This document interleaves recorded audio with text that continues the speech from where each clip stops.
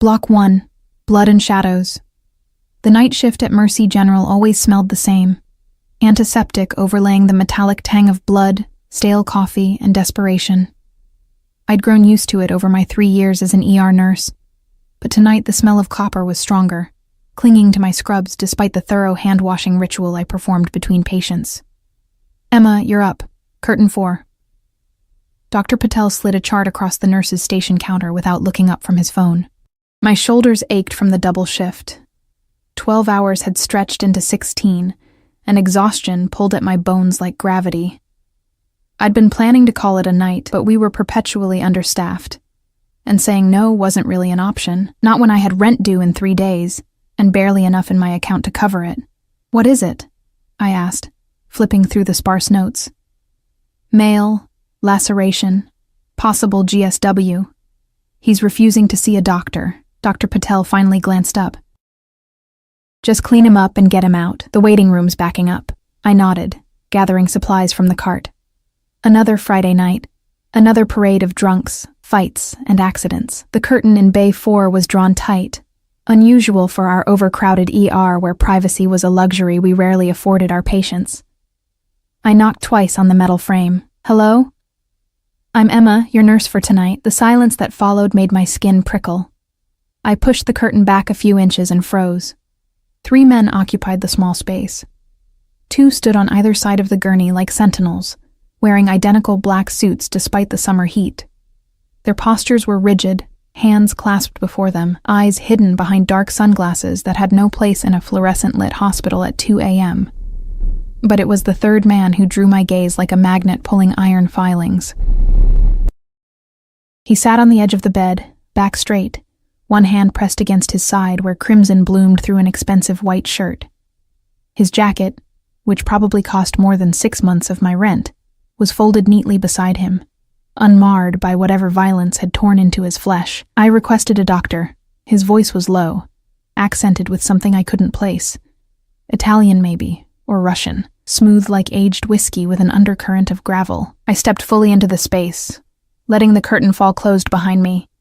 I'm sorry, sir, but I'm what you've got tonight. I assure you I'm fully qualified to treat lacerations. His eyes lifted to mine, and I nearly took a step back. They were the color of Arctic ice, pale blue, almost colorless in the harsh hospital lighting. His face was all angles and shadows, jaw clean-shaven, dark hair combed back from a high forehead. Handsome in the way predators are handsome, beautiful in their danger. Leave us, he said, and for a confused moment, I thought he was speaking to me. The 2 men in suits exchanged glances before one spoke. Sir, we should... Now. A single word, but it carried the weight of absolute authority. They left without another word, slipping through the curtain with surprising grace for men built like brick walls. I cleared my throat, suddenly conscious of being alone with him. I need to see the wound. He studied me for a long moment, his gaze dissecting me as thoroughly as any scalpel. I fought the urge to fidget under the scrutiny. Your hands are shaking, he observed. I looked down. He was right. I curled my fingers into fists, then released them. 20-hour shift. Nothing coffee won't fix. Something like amusement flickered across his face. There and gone in an instant. You should take better care of yourself, says the man bleeding all over my exam table. The words slipped out before I could stop them, and I immediately tensed. But instead of anger, that ghost of a smile returned. He began unbuttoning his shirt with one hand, the other still pressed to his side.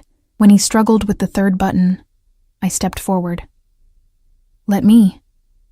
His hand caught my wrist, fingers circling it completely. His touch was surprisingly warm, skin smooth except for calluses I could feel against my pulse point. The contact sent an electric jolt up my arm that had nothing to do with fear. Or at least, not entirely. What's your name? He asked, still holding my wrist. I told you. Emma. Emma Shaw. Emma Shaw. He repeated it like he was tasting the syllables. You're not afraid. It wasn't a question, but I answered anyway. I've treated gang members, drug dealers, and drunk businessmen who think their money makes them untouchable. You're just another patient. He released my wrist and leaned back slightly. Then treat me. Just another patient. I finished unbuttoning his shirt, carefully peeling back the fabric where blood had begun to dry and stick to his skin. The wound was a clean slice about 4 inches long running along his ribs. Deep, but not deep enough to need surgery. Next to it was an older injury, a bullet wound, puckered and pink with healing. "This needs stitches," I said, reaching for the antiseptic. "And antibiotics. What happened? Does it matter?" I soaked a gauze pad in saline. "It helps me determine the risk of infection. Knife wounds and broken glass carry different bacteria." "Knife," he said after a pause. "A very clean knife." I nodded, working methodically to clean the area. His torso was lean and muscled, olive skin marked with scars, some surgical, others definitely not. This man was no stranger to violence. "This will sting," I warned before applying the antiseptic. He didn't flinch, didn't even blink.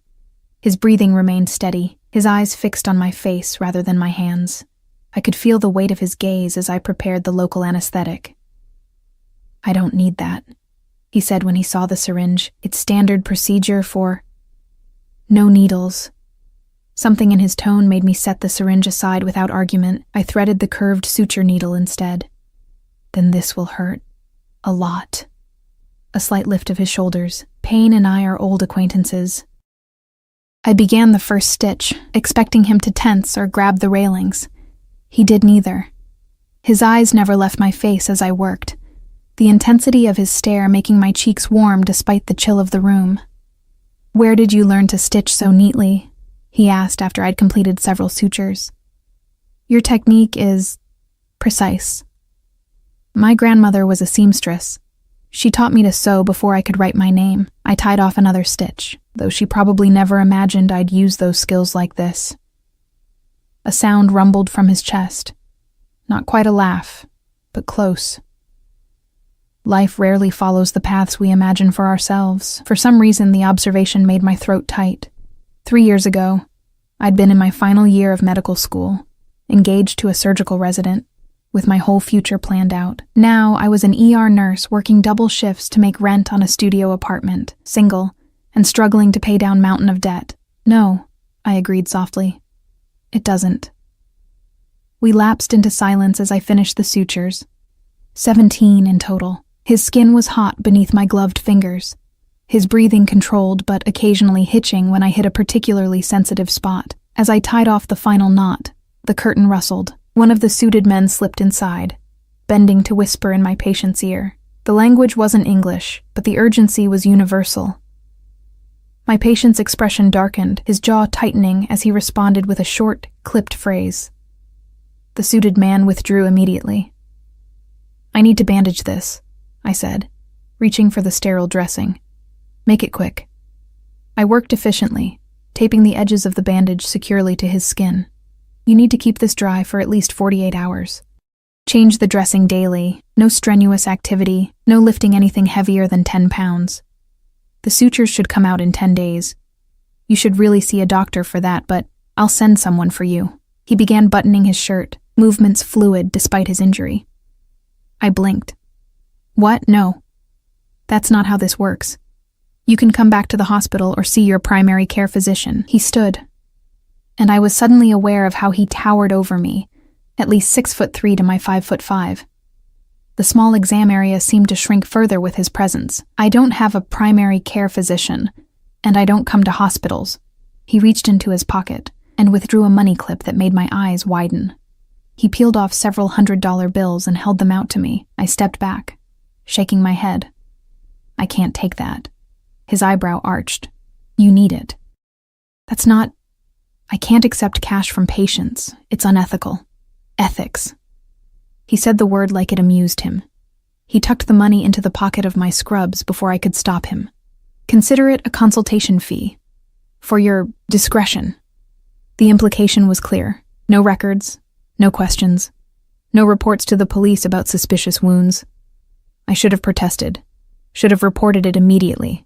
Instead, I found myself nodding, the weight of the bills burning against my thigh through the thin fabric.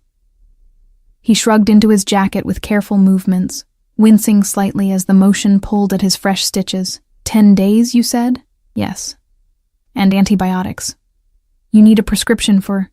I have my resources. He reached out suddenly, his fingers brushing a strand of hair from my face. The contact was fleeting but left my skin tingling. You look exhausted, Emma Shaw. Go home. Rest.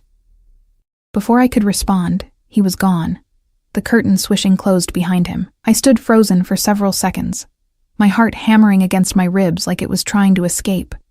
Only when I moved to clean up the bloody gauze did I realize I'd never asked his name. I finished my shift in a daze, the encounter feeling increasingly surreal as the night progressed. By the time I clocked out at 6 a.m., I'd almost convinced myself I'd imagined the intensity in those pale eyes, the electricity of his touch. The morning air was cool against my face as I exited through the staff entrance, the sky just beginning to lighten at the edges. My apartment was 15 blocks away. Normally I'd take the bus, but the morning was clear, and the walk would help clear my head. I was 2 blocks from home when I noticed the black SUV. It crawled along the street parallel to my path, windows tinted so dark they reflected the rising sun like mirrors. I quickened my pace, adrenaline cutting through my exhaustion. The vehicle accelerated slightly, keeping pace. My apartment building came into view, a shabby 5-story walk-up that had seen better days decades ago. As I approached the front steps, the SUV finally pulled ahead, stopping at the curb half a block up. No one got out. I fumbled with my keys, hands shaking as I unlocked the security door that hadn't been secure since the 90s. Inside, I took the stairs 2 at a time, not trusting the ancient elevator. My studio was on the 4th floor, and by the time I reached my door, my lungs were burning. I locked the door behind me, sliding the chain into place for good measure. Through my single window, I could still see the black SUV parked below. As I watched, a second identical vehicle pulled up behind it. Sleep evaded me despite my exhaustion. I lay on my lumpy futon, staring at the ceiling, replaying the encounter with the mysterious patient. The money from my pocket, $2,500 in $100 bills, sat on my rickety coffee table, untouched. It was more than enough to cover rent with plenty left over, but something about it felt dangerous. Like accepting it would tie me to something I didn't understand. When I finally drifted off, I dreamed of ice-blue eyes and hands stained with blood that wasn't entirely his own. The pounding on my door jerked me awake. Sunlight streamed through my window. I'd slept through most of the day. The digital clock on my microwave read 4:37 p.m. The pounding came again, more insistent. Miss Shaw? Emma Shaw? A man's voice, deep and unfamiliar. I approached the door cautiously, peering through the peephole. Another suit-clad man, different from the ones at the hospital, stood in the hallway. My heart lodged in my throat. Who are you? I called through the door. Mr. Russo sent me. He requires your assistance. Russo. At least I had a name now. I don't know any Mr. Russo. A pause. You treated him last night. The wound on his side. I pressed my forehead against the door, closing my eyes briefly. Tell Mr. Russo to go to the hospital if he's experiencing complications. He's sent a car for you. You'll be compensated generously for your time. I'm not going anywhere with someone I don't know to see a man I barely met. Another pause, longer this time. I heard the rustle of fabric, then the distinctive sound of a cell phone being dialed. The man spoke quietly, his words muffled. A moment later, Mr. Russo would like to speak with you. Before I could protest, something was slipped under my door. A phone. Sleek, black, expensive. With trembling fingers, I picked it up and held it to my ear. Hello? Emma Shaw. That voice, low, accented, unmistakable. I find myself in need of your services again. Mr. Russo, I'm a hospital nurse. I don't make house calls, yet here we are. There was pain in his voice, carefully controlled, but present. The wound has become infected. I require antibiotics and possibly new sutures. Go to the hospital. We both know that's not an option for me. I glanced at the money on my coffee table. Why me? You must know other medical professionals. A pause, filled only with the sound of his breathing. I trust your hands, Emma Shaw. They're steady, even when you're afraid. Something about the way he said it made my skin flush hot, then cold. I could lose my license. No one will know, and you'll be helping someone in need. Isn't that what you swore to do? The oath he referenced was for doctors, not nurses, but I didn't correct him. Instead, I found myself asking, how bad is the infection? Bad enough that my men are concerned? Which meant very bad if these stoic suits were showing worry. I closed my eyes, knowing I was about to make a terrible decision. I need supplies, antibiotics, clean bandages, suture kits, already acquired. The car will take you to and from my residence. You'll be back home before midnight. And if I refuse, his voice softened, which somehow made it more menacing, then I'll be forced to find another solution. Perhaps from someone at Mercy General who might recognize me from security footage. Dr. Patel, was it? The threat was clear. If I refused, he'd find someone else, and ensure they faced consequences for helping him. Fine, I heard myself say. Give me 15 minutes to get ready. 5, he countered. My man will wait. The line went dead. I stood frozen for a moment, the phone clutched in my hand, wondering what I'd just agreed to. I threw on clean jeans and a sweater, pulled my tangled blonde hair into a messy bun, and grabbed my medical bag, a habit from my med school days I'd never abandoned. The suit waited patiently in the hallway, not speaking as he escorted me down the stairs and out to yet another black SUV. The moment I slid into the back seat, someone placed a blindfold over my eyes. What the hell? I jerked back, hands flying up to rip it away. Strong fingers encircled my wrists. Security protocol, Miss Shaw. Mr. Russo's residence location is confidential. This wasn't part of the deal. My voice sounded high and thin to my own ears. It's non-negotiable. The hands released my wrists. We'll remove it when we arrive. I sat rigid as the car pulled away from the curb, my mind racing through possible escape scenarios, each more impossible than the last. The vehicle made so many turns I quickly lost all sense of direction. We drove for what felt like hours, but was probably only 30 minutes before the smooth asphalt gave way to what felt like a private drive. The car swaying gently as we curved up an incline. When we finally stopped, the engine's purr faded to silence. The door beside me opened, letting in a rush of cool evening air that smelled of pine and expensive landscaping. We've arrived, Miss Shaw. The blindfold was removed, and I blinked against the sudden intrusion of twilight. We were in a circular driveway before a mansion that belonged in the pages of Architectural Digest. Clean modernist lines softened by strategic plantings of mature trees, walls of glass reflecting the setting sun, a fountain burbling gently in the center of the drive. It wasn't gaudy or ostentatious. There was too much taste evident in the design for that. But the wealth it represented was staggering. I stepped out on shaky legs, clutching my medical bag like a lifeline. Men in suits patrolled the perimeter of the property, some with visible weapons holstered at their sides. Several nodded respectfully as I was led up the wide stone steps to the front entrance. The interior was just as impressive. Soaring ceilings, museum-quality art on the walls, furnishings that whispered old money rather than screamed new wealth. I was led through a series of rooms, each more beautiful than the last, to a sweeping staircase that curved up to the second floor. Mr. Russo is in the master suite, my escort informed me, gesturing for me to precede him up the stairs. The master bedroom was larger than my entire apartment, dominated by an enormous bed with charcoal gray linens.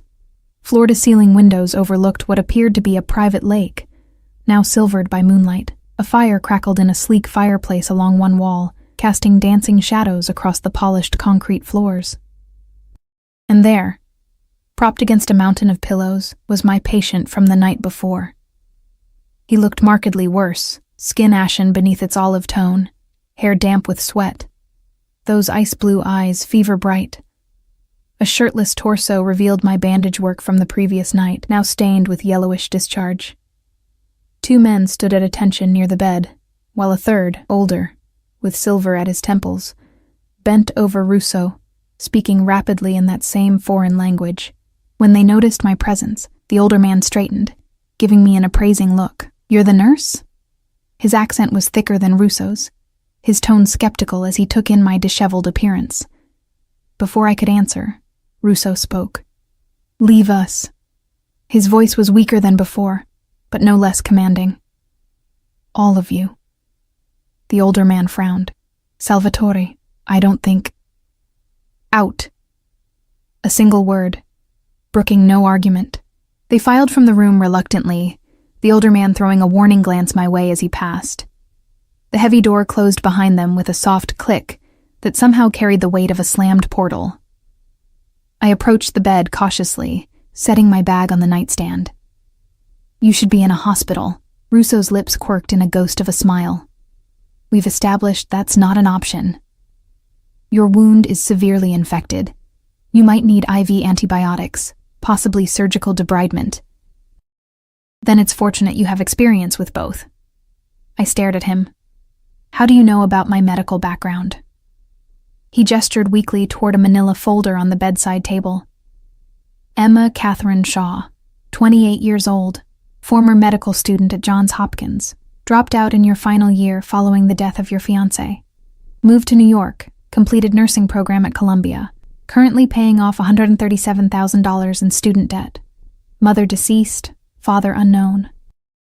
Grandmother in assisted living in Baltimore with advancing dementia. You sent her $400 every month despite barely making rent. Ice flooded my veins. You investigated me. I investigate everyone who comes into my life, however briefly.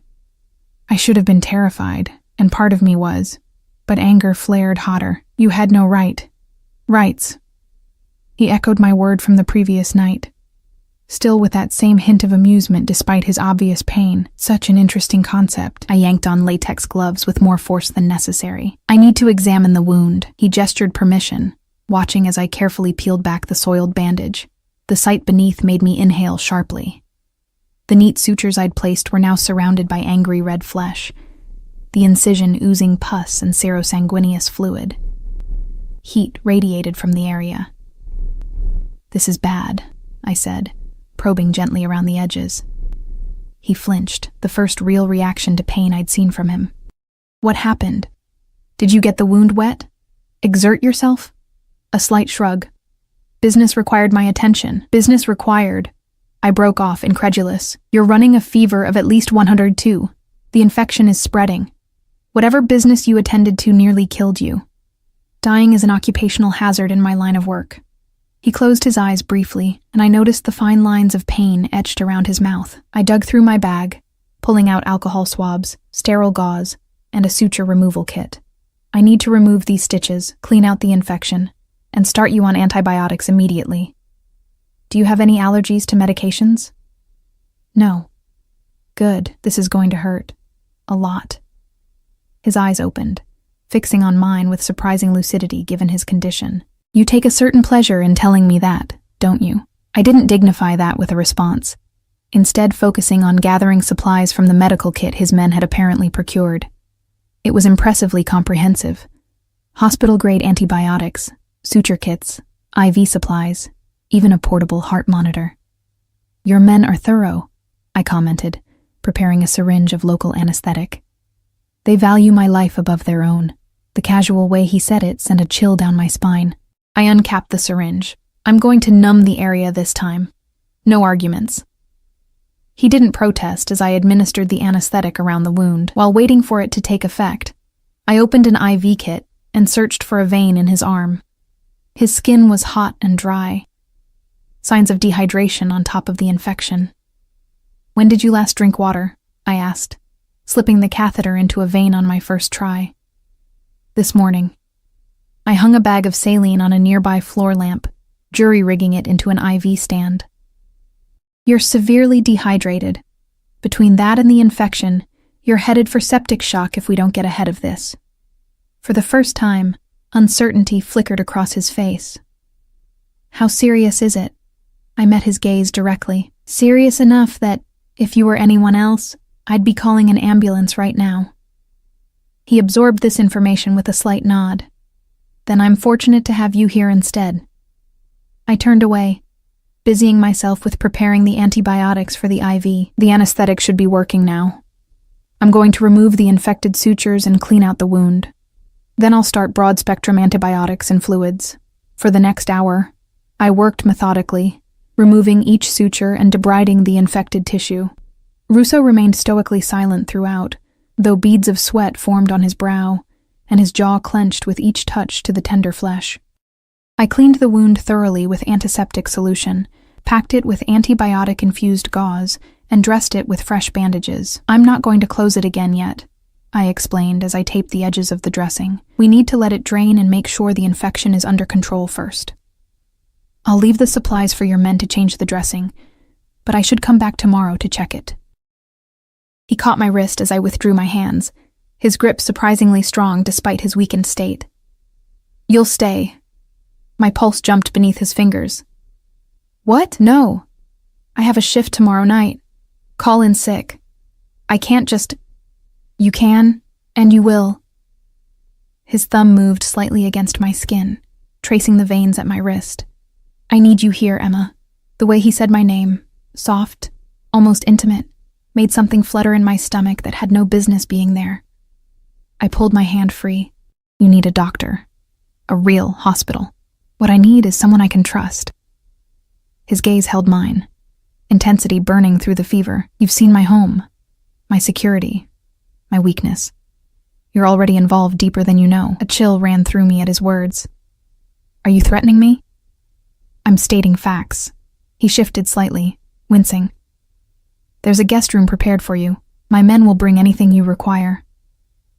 I wanted to refuse, to demand they take me home immediately.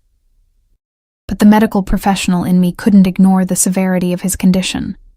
He needed monitoring overnight at the very least, and beneath that rational concern lurked something darker, more primitive. A fascination with this dangerous man that I couldn't quite extinguish. One night, I conceded. And I'm checking your vitals every 2 hours. Something that might have been relief flickered across his face. Acceptable. I administered IV antibiotics and a mild sedative, then settled into a chair beside the bed to monitor his response. As the medication took effect, his eyelids grew heavy, but he fought against sleep, watching me with that unsettling intensity. Why did you help me? He asked, voice thick with approaching unconsciousness. You could have refused, called the police. I considered the question seriously. The Hippocratic Oath. First, do no harm. Refusing to help isn't the same as doing harm. It is to me. I adjusted the IV drip. Besides, you didn't give me much choice. His lips curved slightly. There's always a choice, Emma Shaw. You're simply living with the consequences of yours. Before I could respond, his eyes drifted closed, his breathing evening out as the sedative pulled him under. I sat watching the rise and fall of his chest, wondering what exactly I'd gotten myself into. A soft knock at the door preceded the entrance of the older man who'd been with Russo when I arrived. He glanced at the sleeping figure on the bed, then at me. How is he? His tone was gruff but couldn't quite hide his concern. Stable for now. The infection is severe, but the antibiotics should help. He needs rest and constant monitoring. The man nodded, studying me with narrowed eyes. You're not what I expected. And what did you expect? Someone harder. Salvatore doesn't usually allow strangers close to him, especially women. He moved further into the room, lowering his voice. Do you know who he is? What he does? I wrapped my arms around myself. I can guess. No, he said flatly. You can't. He ran a hand over his face, suddenly looking every one of his 60-something years. I've known Salvatore since he was a boy. I watched him build his empire from nothing. I've seen him execute men for less than what he's allowing you, a complete outsider to witness. My mouth went dry. Why are you telling me this? He studied me for a long moment. Because you need to understand the waters you're swimming in, girl. One wrong move, and you'll drown. I didn't ask to be involved in whatever this is. Yet, here you are. He glanced at Russo's sleeping form. In the heart of the lion's den. Before I could respond, he turned to leave. At the door, he paused. My name is Marco. If you need anything, tell the men outside. They have instructions to accommodate you. His eyes met mine, grave and assessing. Don't try to leave on your own. The security system doesn't distinguish between intruders coming in and those trying to go out. The door closed behind him with a soft click that sounded like a jail cell locking. I sank back into the chair, exhaustion washing over me in waves. The enormity of my situation was beginning to sink in. I wasn't just treating a wounded criminal.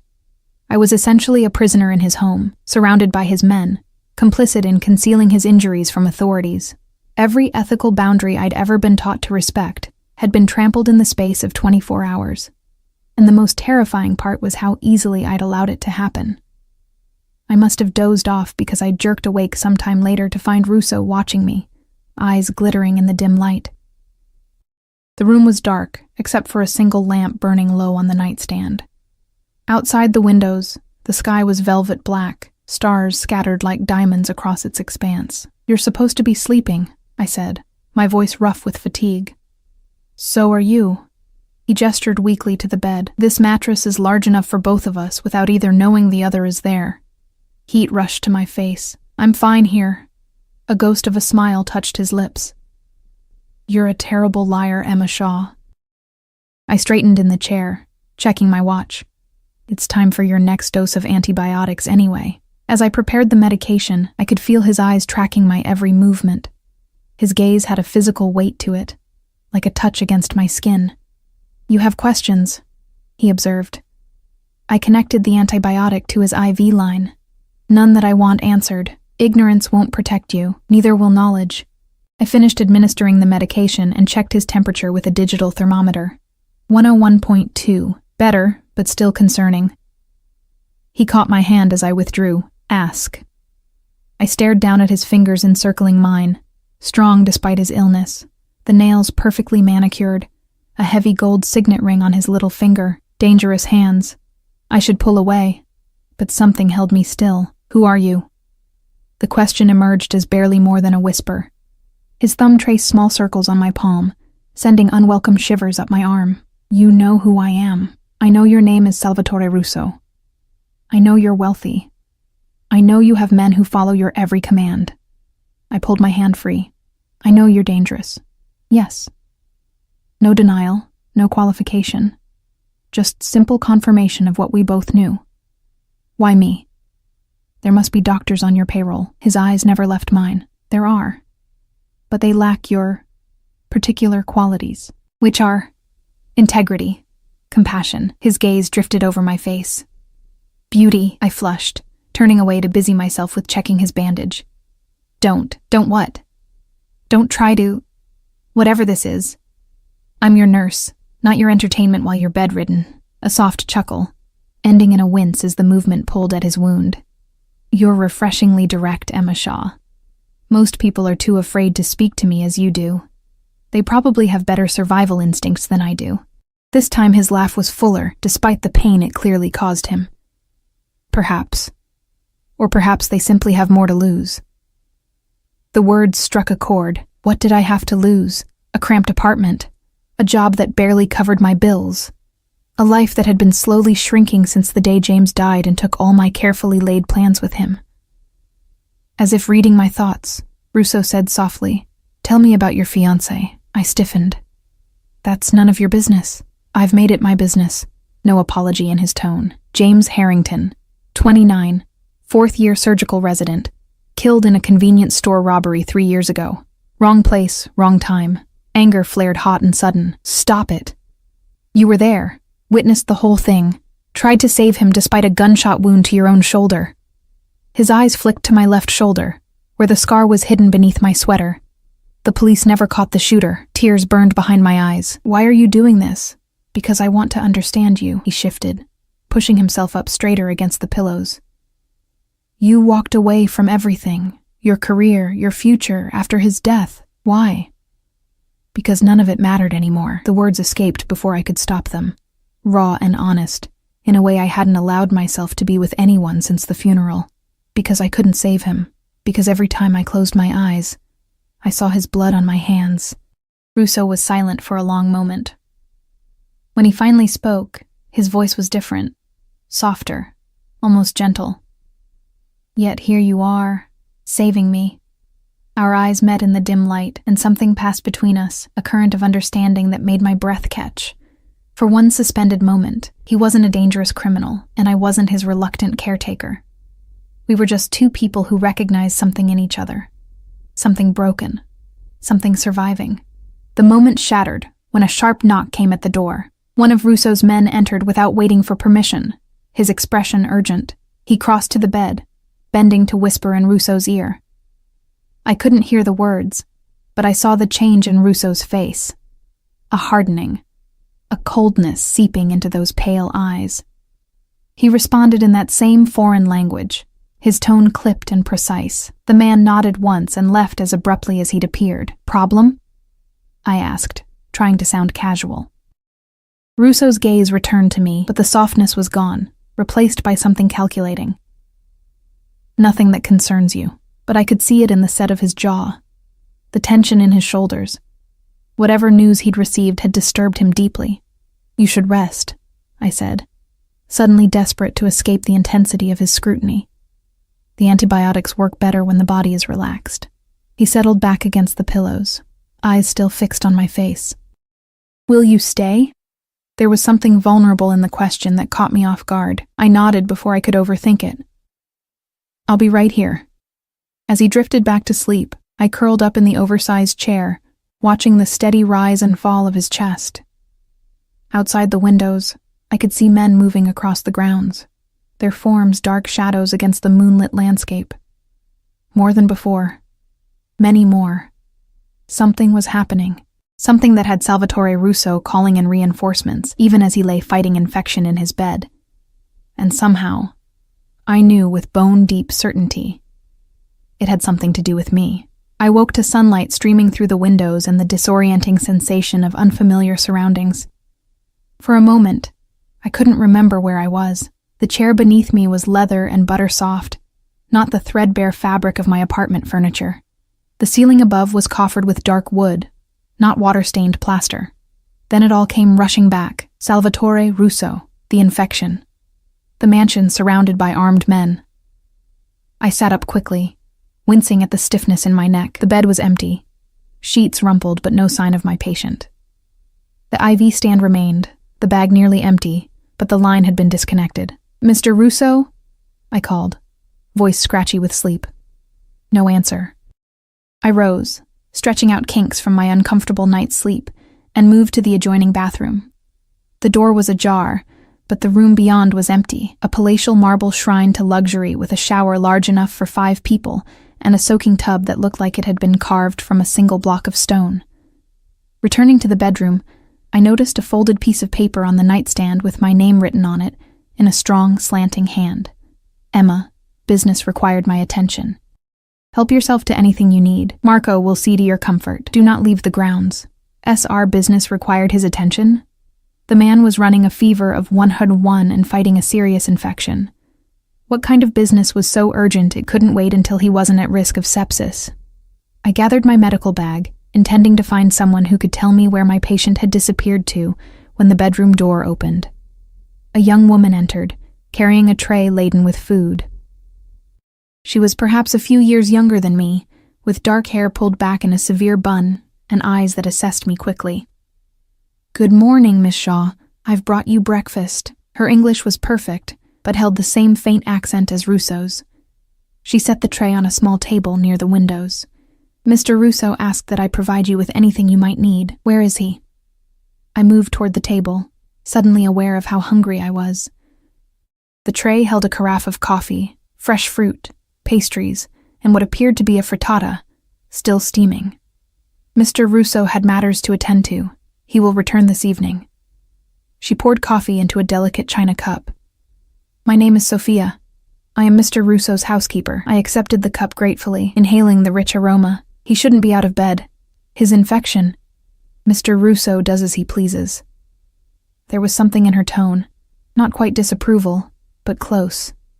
The doctor is with him. Doctor? What doctor? Sophia's expression remained neutral. Dr. Vega arrived early this morning to examine Mr. Russo. He administered additional antibiotics and cleared him for limited activity. Irritation flared. Why bring me here if he had a doctor on call? I see. Mr. Russo was most insistent that you remain comfortable during his absence. There are clothes in the guest room that should fit you. You're welcome to use any of the facilities, the pool, the library, the gardens. Marco will accompany you if you wish to walk the grounds. In other words, I was free to roam the gilded cage, but not to leave it. When will I be allowed to go home? Sophia's eyes flickered momentarily. Mr. Russo will discuss that with you upon his return. After she left, I ate mechanically, my mind racing. I needed to call the hospital, let them know I wouldn't make my shift. I patted my pockets, then remembered my phone was still in my apartment. Russo's men had provided the burner phone yesterday, but I'd left it in the car. Finishing my coffee, I decided to explore. If nothing else, it would give me a better understanding of whose home I was essentially imprisoned in. The guest room Sophia had mentioned was across the hall, a space almost as large as the master suite, decorated in soft creams and blues. The closet contained an assortment of women's clothing in approximately my size, all with designer labels, many still bearing tags. I selected jeans and a simple sweater, then took a long shower in the ensuite bathroom, letting the hot water ease the tension from my muscles.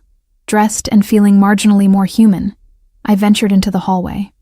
The house was eerily quiet, though I occasionally glimpsed staff moving efficiently through distant rooms.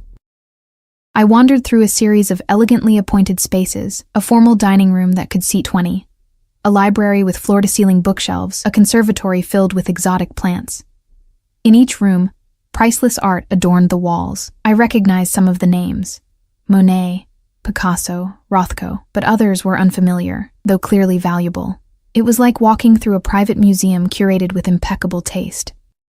I found Marco in what appeared to be a study, seated behind a massive desk, speaking rapid-fire Italian into a phone. He looked up when I entered, his expression unreadable as he ended his call. "Miss Shaw, I trust you slept well?" "As well as one can in a chair." I moved further into the room, taking in the rich leather furnishings and another wall of books. "Where is Mr. Russo?" Marco's face gave nothing away. "Attending to business." "What kind of business requires a man with a severe infection to leave his sickbed?" "The kind that cannot wait." He gestured to a chair opposite the desk. "Please sit." I remained standing. "I need to call the hospital. Tell them I won't be in tonight. Already taken care of. Your supervisor believes you have contracted influenza and will be out for at least 3 days." The casual way he said it, as if forging a sick call for me was nothing, sent a chill down my spine. "You had no right." Mr. Russo thought it prudent to handle the details. Marco leaned back in his chair, studying me. "He also arranged for your rent to be paid for the next 6 months, and your grandmother's care facility has received an anonymous donation covering her expenses for the year." I stared at him, speechless for a moment. "I didn't ask for that. Salvatore Russo pays his debts." "I don't want his money." A ghost of a smile touched Marco's lips. "Few refuse Salvatore's generosity. Fewer still get the opportunity to do so twice." The implication was clear. The money wasn't really payment, it was insurance. A way to keep me quiet, to make me complicit. I changed tactics. "How long do you intend to keep me here?" "That depends on Salvatore." Marco's expression softened slightly. "He values your medical expertise and your discretion." I didn't exactly have a choice in the matter. "We always have choices, Miss Shaw. You could have refused to treat him, called the police. You didn't." The echo of Russo's words from the night before made my skin prickle. "So, I'm a prisoner because I helped him?" "Not a prisoner. A guest." Marco rose from his chair. "Would you like to see the grounds? The gardens are quite beautiful, even in autumn." I recognized the deflection but decided to accept it. Perhaps outside I'd have a better chance of understanding my situation, or finding a way out of it. The estate was even more impressive in daylight. Manicured lawns stretched in all directions, giving way to woodlands at the property's edge. The lake I'd glimpsed from Russo's window was larger than I'd realized, its surface glittering in the morning sun. A boathouse nestled on the far shore, and I could see a dock extending into the water. But what struck me most was the security. Men patrolled the perimeter in pairs, all wearing earpieces. Cameras were discreetly mounted at strategic points, their lenses swiveling to track movement. The wrought iron fence surrounding the property had to be at least 10 feet high, with what looked suspiciously like electrified wiring along the top. "How many men does Mr. Russo employ?"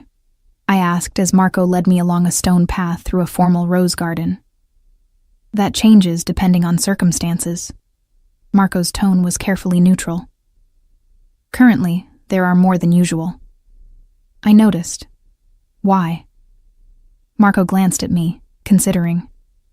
There was an incident. A rival organization attempted to breach our security last night. My steps faltered. Here? At the house? No. At another location. But Salvatore takes no chances when it comes to his home. Or his captives, I thought, but didn't say. We continued walking, Marco pointing out features of the grounds with the pride of someone who had helped build something remarkable. Despite my situation, I found myself admiring the beauty of the place. The thoughtful landscaping, the way the house seemed to rise organically from its surroundings. How long have you worked for Mr. Russo? I asked as we paused beside a small Japanese-inspired garden complete with a bubbling stream and miniature bridge. Since he was a boy.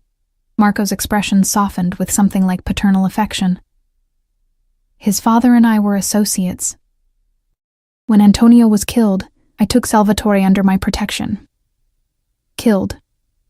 Marco's face closed again. It was a difficult time. We walked in silence for a while, circling back toward the house.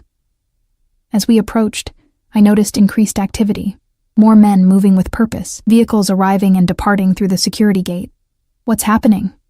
I asked. Marco's expression gave nothing away. Mr. Russo is returning. As if on cue, a convoy of black SUVs swept up the drive, coming to a stop before the main entrance. Men spilled out, forming a protective cordon around one vehicle. The rear door opened, and Salvatore Russo emerged. Even from a distance, I could see he was in pain. His movements were stiff, his normally perfect posture compromised by the need to protect his injured side. But there was nothing diminished about his presence. The men around him moved with the careful deference of satellites orbiting a dangerous star.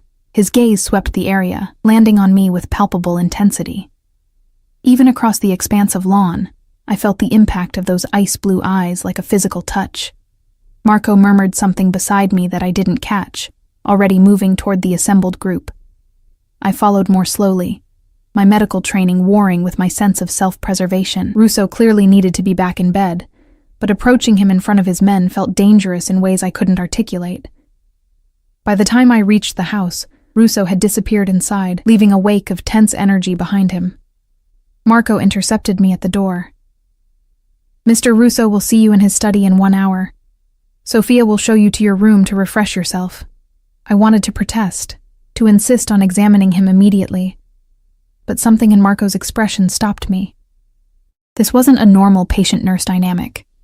These weren't normal circumstances. I needed to tread carefully.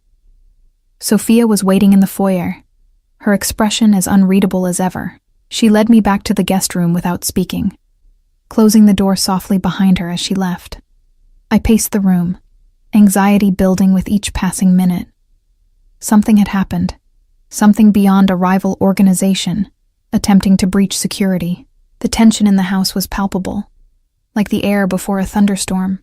When Sophia returned to escort me to Russo's study, I had worked myself into a state of nervous determination. Whatever game was being played, I needed answers.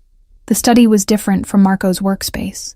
Darker, more intimate, with leather-bound books lining the walls and a massive fireplace dominating one end of the room. Russo sat behind a desk that looked like it had been carved from a single piece of ancient wood, his pale eyes tracking my entrance with predatory focus. He looked worse than he had that morning, the fever flush high on his cheekbones, lines of pain bracketing his mouth, but he was impeccably dressed in a charcoal suit, his dark hair combed back from his forehead, his posture betraying none of the discomfort I knew he must be feeling. Emma. My name in his accented voice sent an unwelcome shiver down my spine. I trust Marco showed you the grounds. He did. I moved closer to the desk, medical assessment automatic. You should be in bed. The infection is being managed. He gestured to a chair across from him. Please, sit. I remained standing. I'd like to examine your wound. A faint smile touched his lips. So dedicated to your patient. Very well. He began unbuttoning his jacket. I circled the desk, medical bag in hand. He shrugged out of his jacket with careful movements, then loosened his tie and unbuttoned his shirt. The bandage beneath was pristine, recently changed, but when I peeled it back, I could see the wound was still angry and inflamed. The antibiotics are working, but slowly, I said, probing gently at the edges of the incision. You've been exerting yourself too much. Unavoidable.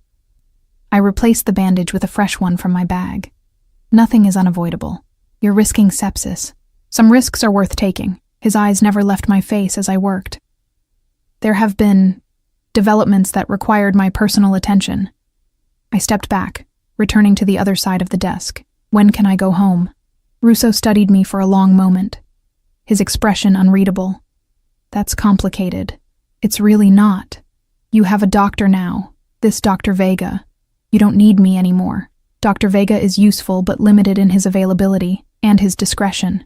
Russo leaned back in his chair, wincing slightly. You, on the other hand, have proven both skilled and discreet. Not by choice. Nevertheless. He steepled his fingers. There's also the matter of your safety. That pulled me up short. My safety. The men who attempted to breach our security last night were looking for something specific. His gaze was steady on mine. Someone specific. A chill ran down my spine. Me? Why would anyone be looking for me? Because you treated me at Mercy General. Because you left with my men.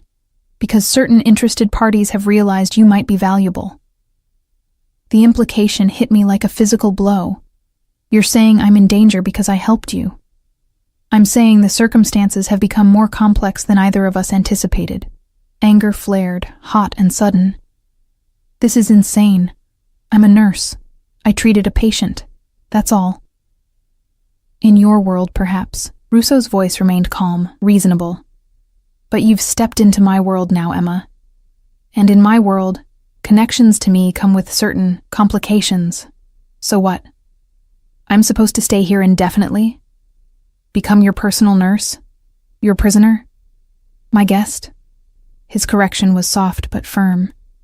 Until the situation is resolved. And when will that be? Soon.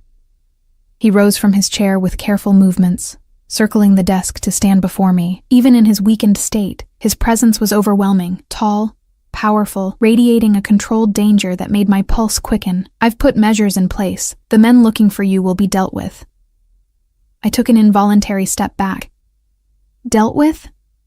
You don't want the details. His eyes held mine, intense and unwavering. Know only that I protect what's mine. I'm not yours. The words came out sharper than I intended. Something flickered in his gaze. Amusement, maybe, or appreciation. You saved my life, Emma Shaw. In my world, that creates a bond, a debt. One I intend to repay by ensuring your safety. Before I could respond, a sharp knock came at the door. Marco entered without waiting for permission, his expression grave. They've found it, he said in English, presumably for my benefit. The tracking device was in her medical bag. Russo's face hardened to granite. When? It was activated shortly after she arrived yesterday. They've been monitoring her movements within the house. My legs suddenly felt weak. Tracking device? In my bag? Russo moved to me in 2 quick strides, taking my arms in a gentle but firm grip. Did you speak to anyone unusual at the hospital before treating me? Anyone who might have had access to your belongings? I shook my head, my mind racing. No, Wait. A memory surfaced. There was a new security guard. He asked to check my bag when I arrived for my shift. Said it was a new protocol. Russo and Marco exchanged looks laden with meaning. They've been watching you since the beginning, Marco said softly. They knew she would lead them to you. Who? I demanded, my voice rising with panic. Who is they? The Kostova family, Russo replied, his accent thickening with what I now recognized as suppressed rage. A rival organization that has been attempting to encroach on my territory for the past year.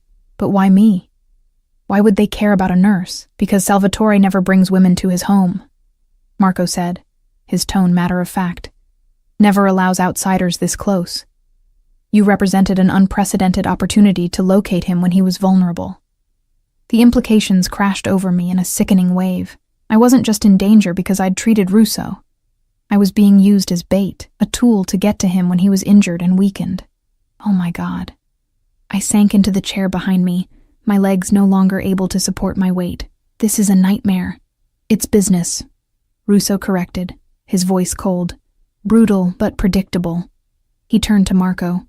Double the perimeter security. Move forward the timetable on Kostova, tonight. Marco nodded once, and left the room without another word. Russo knelt before me, ignoring what must have been significant pain from his wound. His hands closed over mine where they twisted in my lap. Listen to me, Emma. You are safe here. No one will harm you while you're under my protection. Your protection? I gave a slightly hysterical laugh. I wouldn't need protection if I'd never met you. Perhaps. His thumbs traced small circles on my wrists, the touch oddly calming despite everything. But we cannot change the past. We can only move forward. I looked into his eyes, searching for something. Deceit. Manipulation. The cold calculation that should be there. Instead, I found something that looked disturbingly like genuine concern. What happens now? I asked, my voice steadier than I felt. Now, you stay here, where I can ensure your safety. My men will deal with the Kostova threat. Once that's resolved, you'll be free to return to your life. Just like that?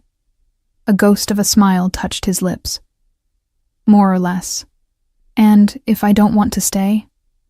His expression sobered. Then you place yourself in danger. And, he added, his voice dropping slightly, you leave me without my very capable nurse while I'm still fighting an infection. The naked manipulation in the statement was so blatant, it was almost charming. Almost. You're impossible, I muttered. So I've been told. He rose with a barely concealed wince. Now, if you're done questioning my decisions, I believe it's time for another dose of antibiotics. For the rest of the day, I fell into an uneasy routine, checking Russo's wound, administering medication, monitoring his temperature. He worked from his bedroom, receiving a stream of visitors who spoke to him in rapid Italian, their conversations ceasing the moment I entered the room. The sun had set when Marco appeared at the bedroom door, his expression grim. It's time. Russo nodded, setting aside the laptop he'd been working on. Stay with Emma. Make sure she remains in the house, of course. Marco's eyes flicked to me where I stood by the window, pretending not to listen. Be careful, Salvatore. You're not at full strength. I don't need to be. Russo's voice held a deadly calm that sent chills down my spine. I just need to be present. After he left, I turned to Marco. What's happening? Nothing that concerns you, but his gaze kept straying to the window, out toward the darkness beyond the property. It concerns me if it involves people who are apparently using me to get to Mr. Russo. Marco was silent for a long moment. Salvatore is meeting with Victor Kostova, offering terms. Terms? A ceasefire, territory agreements, compensation for past disputes. The clinical phrasing didn't fool me. You mean he's threatening them? Marco's lips curved in a humorless smile. In our world, negotiations and threats are often the same thing. I moved to the window, peering out into the darkness. Floodlights illuminated the grounds, revealing more men than I'd seen earlier, all armed, all stationed with tactical precision around the property. How many men does Mr. Russo have? I asked quietly. Here? Tonight? Marco came to stand beside me. Over 200. The number staggered me. 200 armed men, all answering to Salvatore Russo. All prepared to protect him, and by extension me. And the Kostovas? Victor will come with a similar show of force. It's expected, a sign of respect. I wrapped my arms around myself, suddenly cold despite the warmth of the room. What happens if the negotiations fail? Marco's gaze was steady on mine. Pray that they don't. Hours passed in tense silence.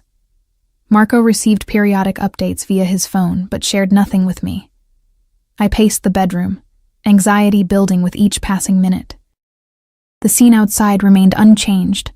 Armed men patrolling, floodlights sweeping the grounds, the distant gleam of the lake reflecting the moon. It was nearly midnight when the door opened and Russo entered. He looked exhausted, the lines around his mouth deeper than before, but there was a satisfied gleam in his pale eyes. "It's done," he said to Marco, loosening his tie with one hand. "Kostova accepted our terms." Relief washed over Marco's features. "All of them?" "All of them." Russo's gaze found mine, including the provision regarding Miss Shaw. My heart skipped a beat. What provision? Your safety. Your return to your normal life. Your continued anonymity. There was something he wasn't saying, something in the careful way he chose his words.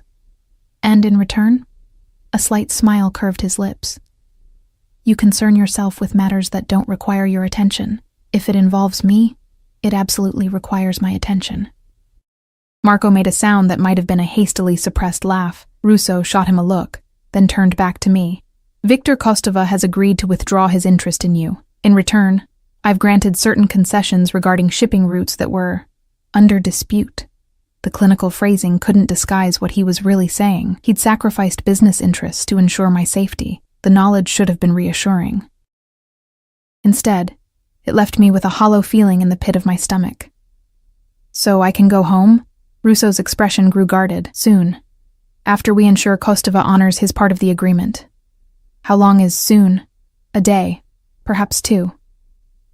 He moved to the bed, lowering himself onto it with careful movements that betrayed his exhaustion and pain. "Your wound needs checking." The abrupt change of subject wasn't lost on me, but I let it slide, my medical training taking over as I approached him. Marco slipped from the room, leaving us alone. I helped Russo remove his jacket and shirt, noting the fresh beads of sweat on his brow. Whether from pain or the exertion of the night's activities, I couldn't tell. The bandage beneath was still clean, which was a good sign, but when I removed it, I could see the wound was still angry and inflamed. "You've been pushing yourself too hard," I said, cleaning the area with antiseptic. "The infection isn't responding to the antibiotics as quickly as it should." "I've had worse."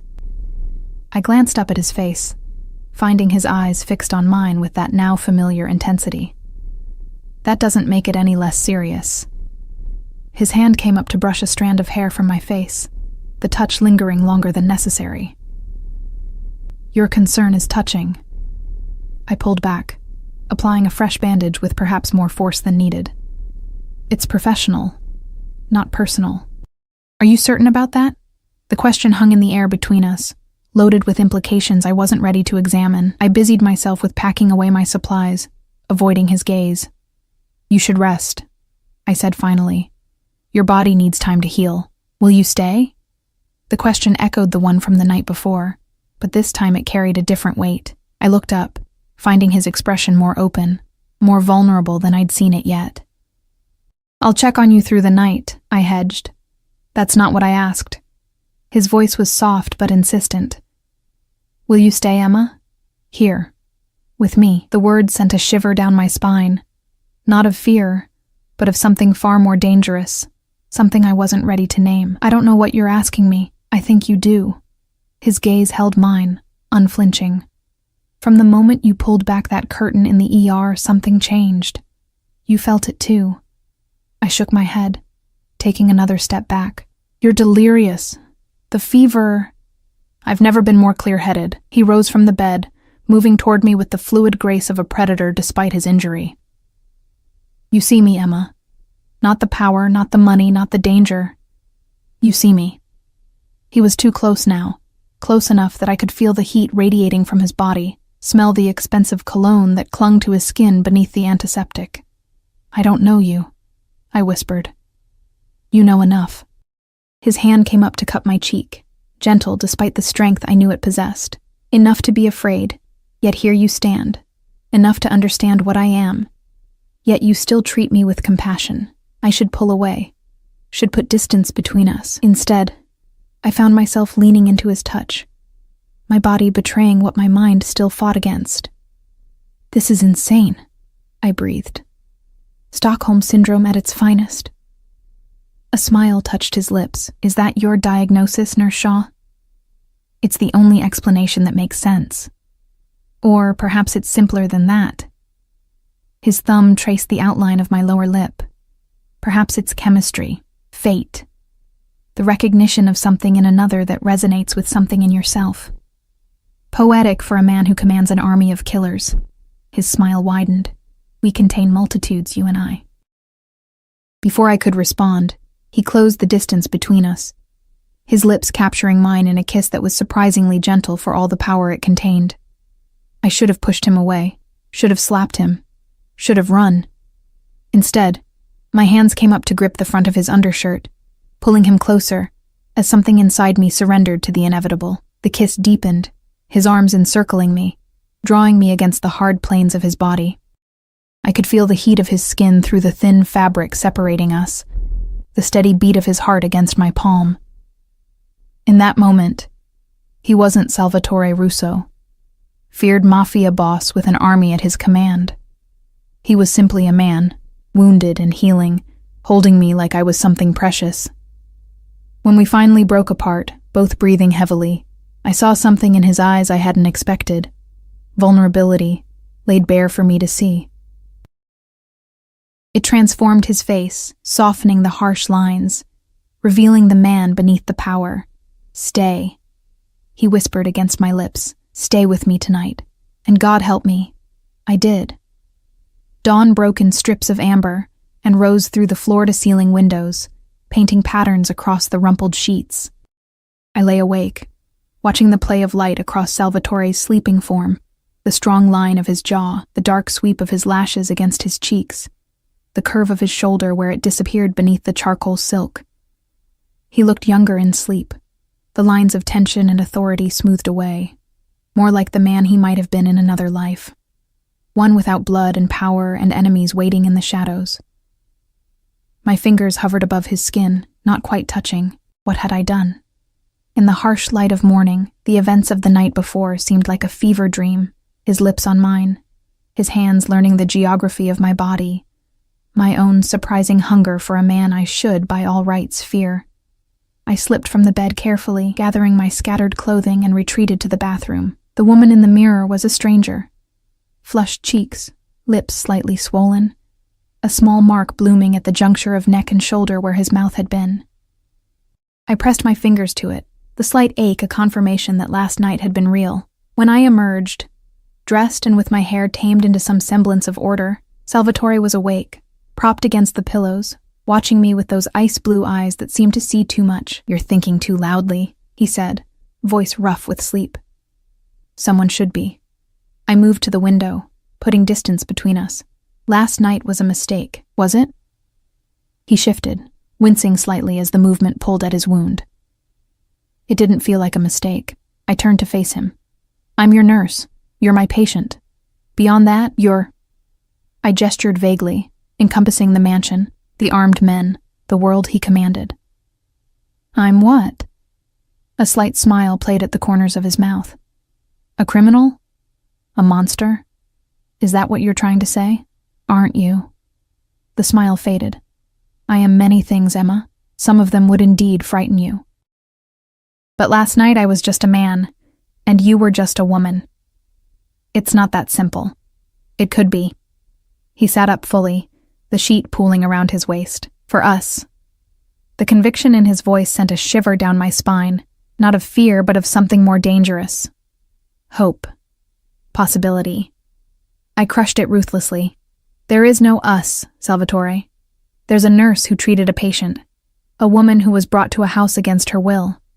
A night that shouldn't have happened." His expression hardened almost imperceptibly. "Is that what you believe? That you had no choice? Didn't I? You sent armed men to my apartment. You threatened my job, my life. I protected you."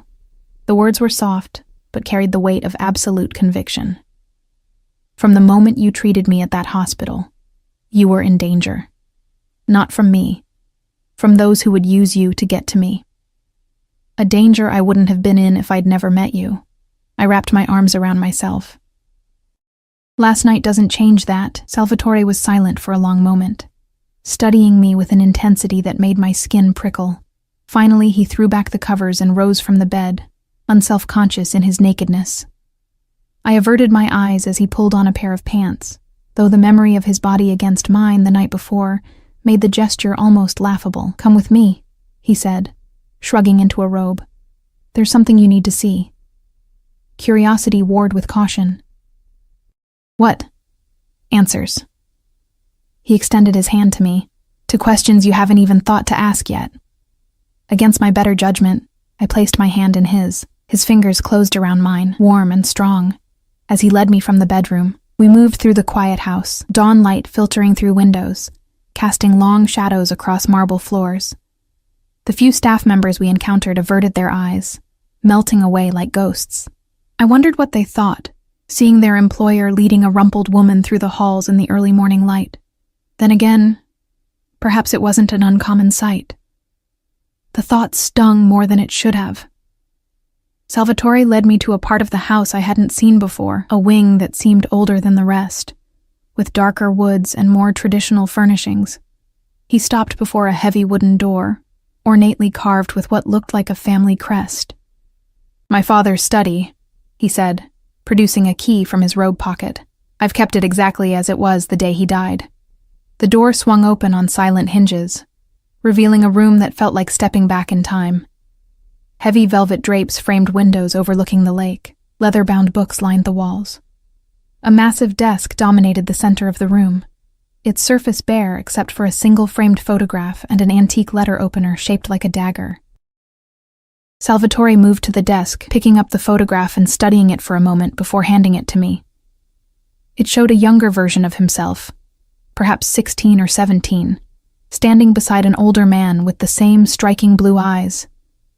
Between them stood a woman, beautiful in a fragile way, her hand resting on young Salvatore's shoulder. "My parents," he said simply. 3 months before they were killed, I looked up sharply. "Both of them?"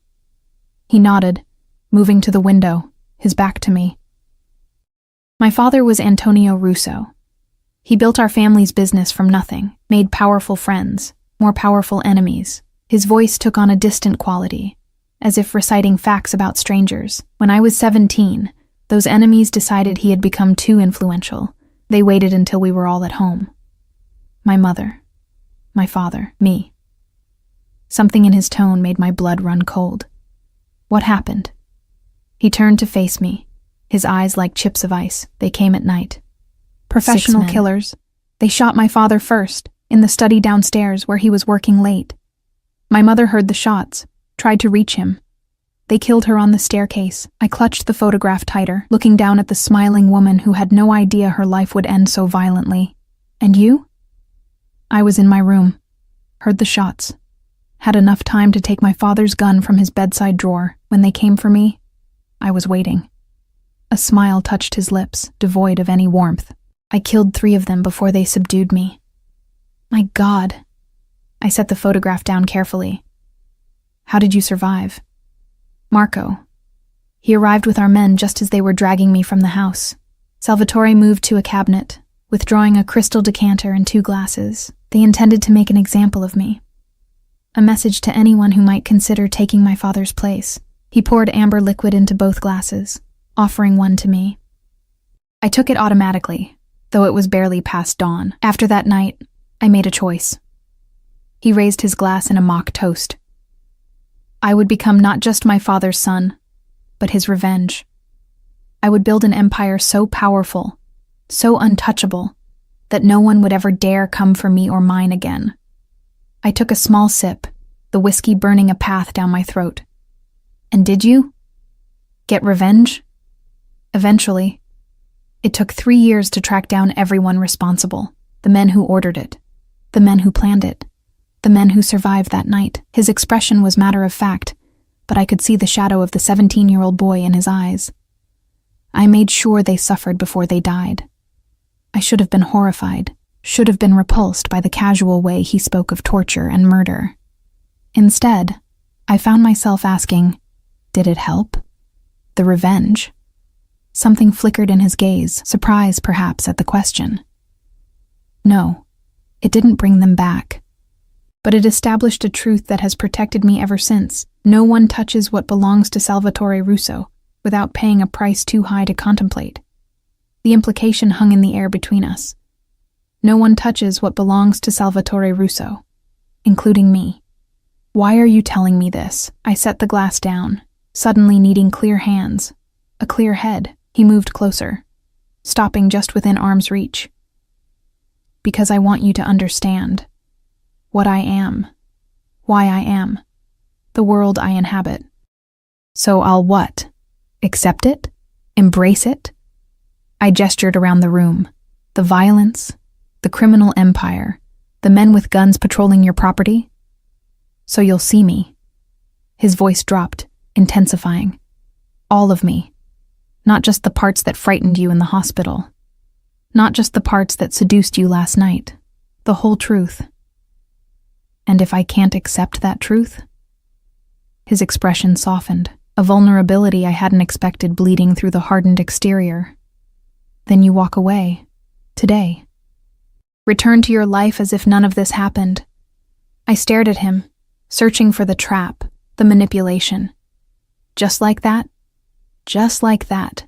He set his own glass down, closing the distance between us. His hands came up to frame my face, gentle despite the strength I knew they possessed.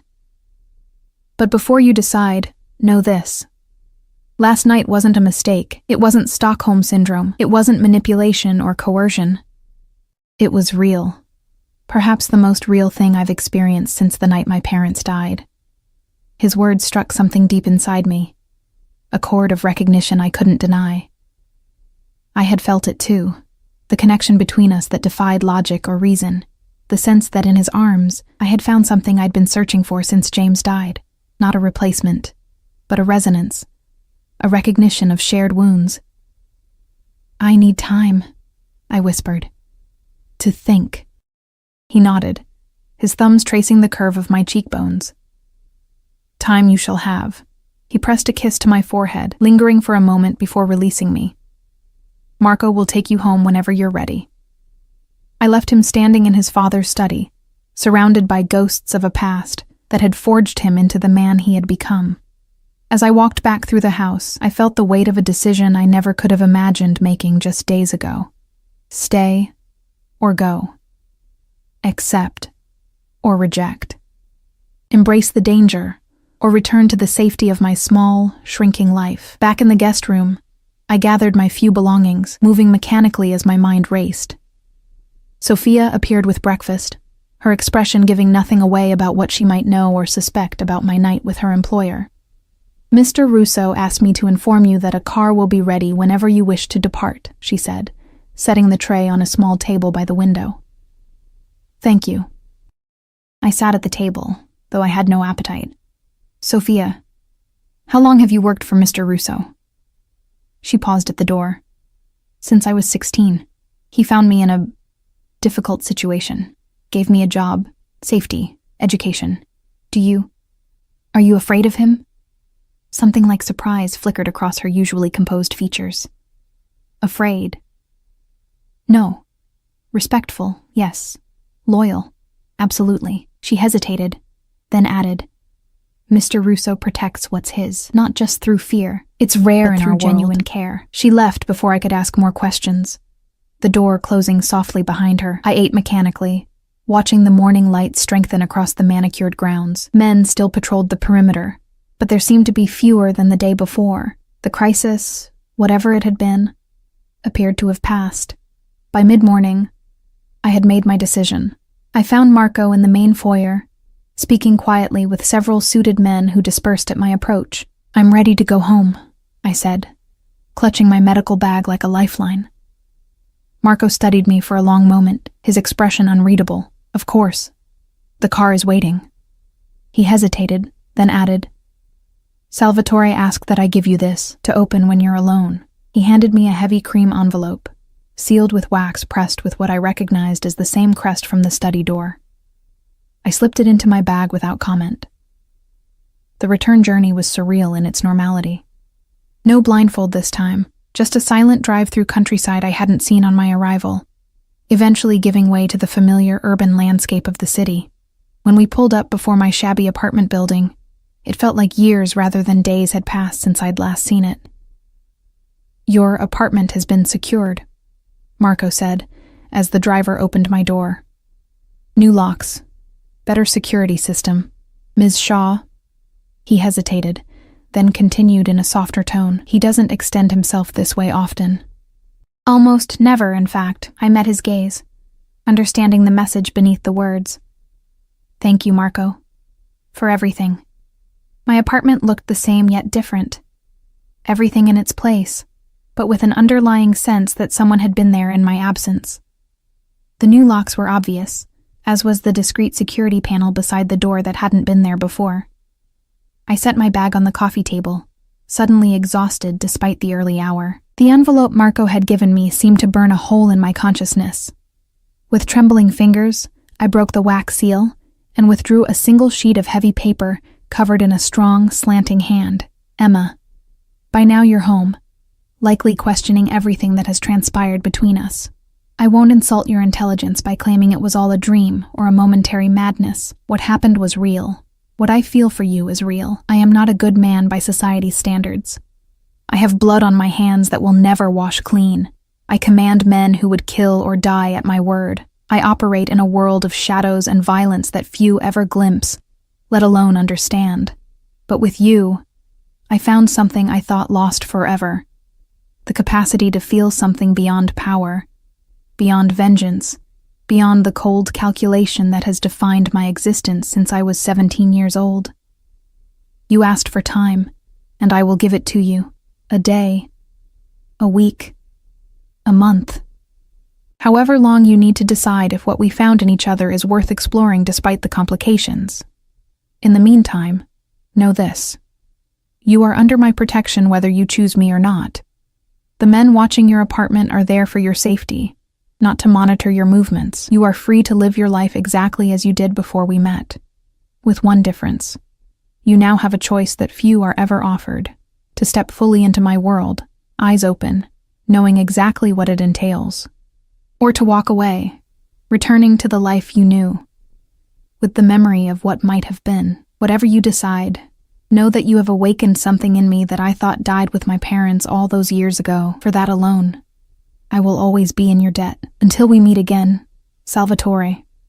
I read the letter twice, then set it aside, moving to the window.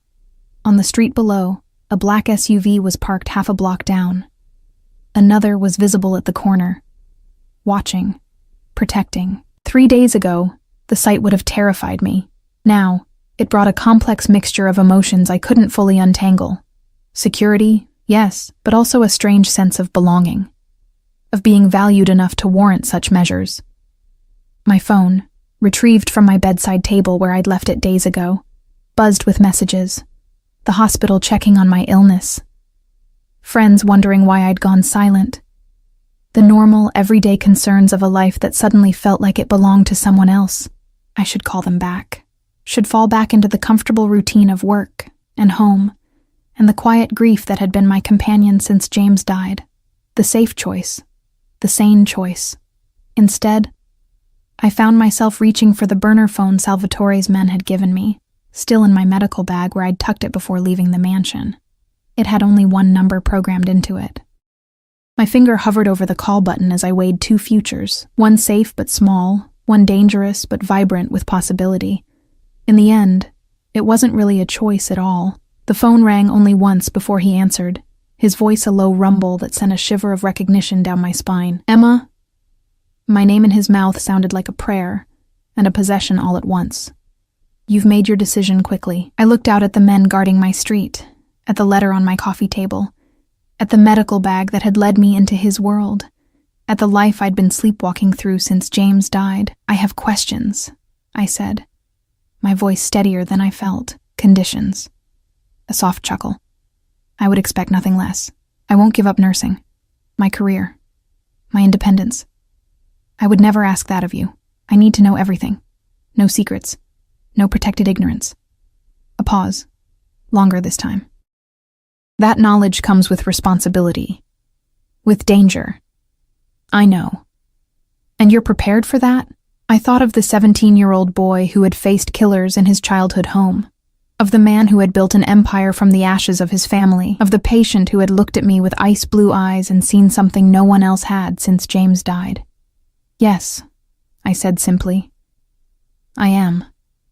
The silence stretched between us, laden with meaning. When he finally spoke, his voice held a warmth I had glimpsed only in our most intimate moments. "Then come home, Emma. Come home to me." Outside, one of the SUVs pulled away from the curb, circling around to stop directly in front of my building. The front door buzzed. His men, coming to escort me back to the mansion, back to him. It should have felt like surrendering, like capitulating to a force too powerful to resist. Instead, it felt like waking up, like stepping out of the gray half-life I'd been living and into something vivid and dangerous and real. "I'm on my way," I said, and ended the call. As I gathered the few things I would need, I caught a glimpse of myself in the mirror, cheeks flushed, eyes bright with something that looked suspiciously like hope. I barely recognized the woman staring back at me. 3 days ago, I had bandaged the wounds of a stranger who commanded an army of killers. Today, I was choosing to become part of his world, his life, his protection, his. The thought should have terrified me. Instead, it felt like coming home after a very long journey.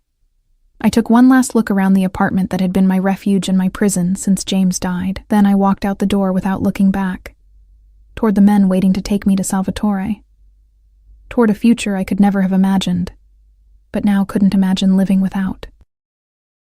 The door closed behind me with a soft click, like the ending of one chapter and the beginning of another. As I descended the stairs toward the waiting car, I felt lighter than I had in years. She bandaged the Mafia boss's wounds, and in doing so, perhaps began to heal her own.